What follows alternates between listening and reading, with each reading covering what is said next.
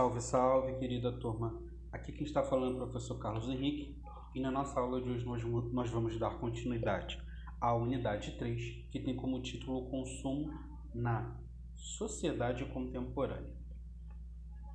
Nessa aula nós vamos dar um destaque, às convenções, aos protocolos, da Organização das Nações Unidas, especialmente abordando também o Programa das Nações Unidas para o Meio Ambiente, o famoso PNUMA. Então, quando nós vamos analisar o processo, a evolução do pensamento das sociedades no que diz respeito à conservação e preservação ambiental, a gente percebe que essa é uma pauta muito recente, especialmente no século XX, tá certo? Então essa pauta de conservação, uso sustentável, uso racional, ela é uma pauta bem recente. O combate às causas dos problemas ambientais sempre envolve choques de interesse. E de interesse por quê? Porque quando se vai discutir determinada política ou determinadas ferramentas, determinadas intervenções de governos no que diz respeito à área ambiental, colide frontalmente com diferentes interesses. E eu estou falando de interesses de empresas, de sociedade, de ONGs, de governos e etc. Colide, Então nós tivemos no século XIX uma polêmica no que diz respeito a isso, no que diz respeito à degradação ambiental, Essas discussões e preocupações mais sérias sobre o ambiente surgiram apenas na década de 60, quando a luta ambientalista ela ganha destaque internacional. Então nós temos um cronograma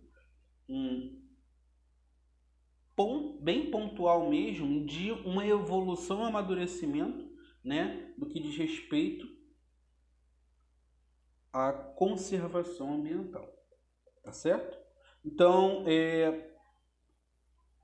a gente percebe que em 1972 foi criado o Programa das Nações Unidas para o Meio Ambiente, o famoso PNUMA, com a intenção, o objetivo de catalisar a ação internacional e nacional para a proteção do meio ambiente. Em 72 nós tivemos a Conferência das Nações Unidas sobre o Meio Ambiente, sobre o ambiente humano, Então nós tivemos em Estocolmo essa conferência da ONU.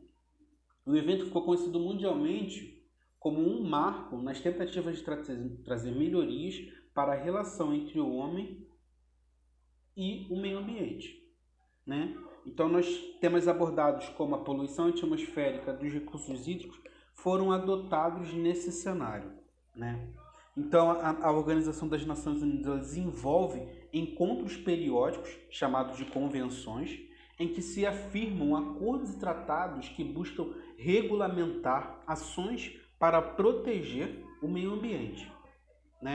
Como resultado dessas convenções e tratados, temos os famosos protocolos, que, uma vez assinados pela maioria dos países, estabelecem medidas a serem tomadas para conter ou resolver problemas ambientais.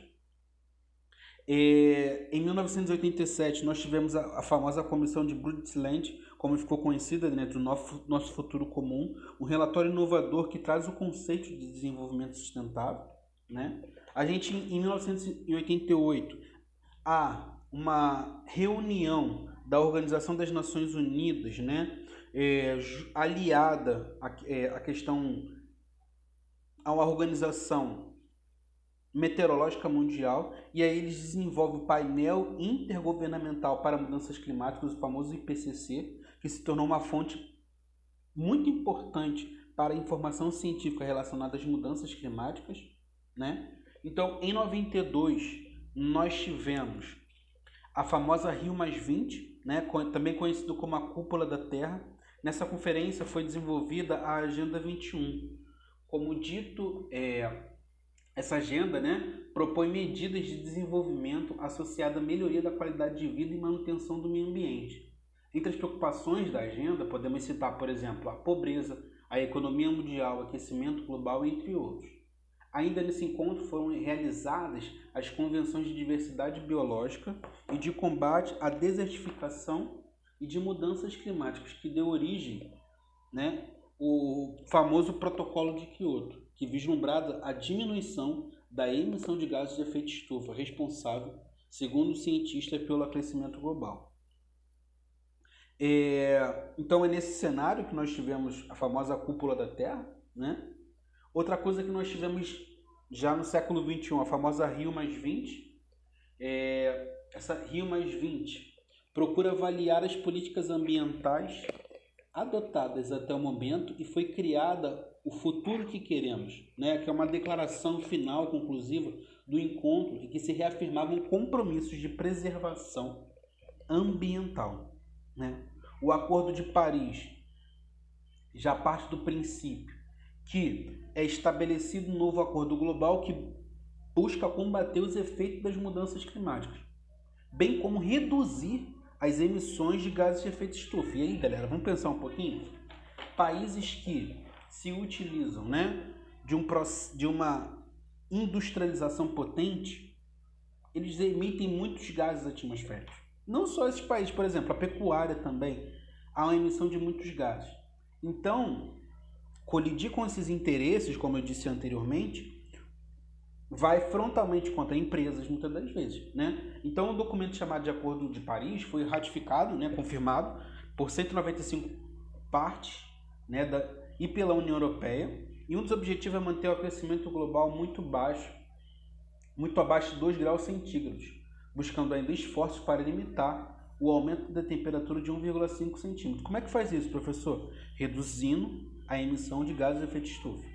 E aí nós temos, né, a famosa Agenda, né, de 2030, que é esse esforço coletivo em querer preservar e reduzir o dano ambiental, né?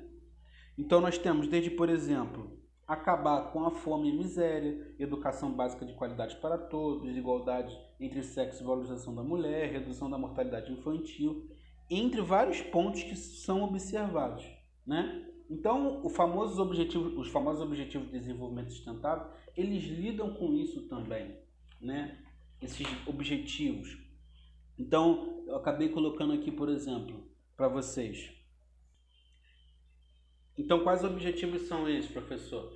Erradicação da pobreza, fome zero, boa saúde e bem-estar, educação de qualidade, igualdade de gênero, né?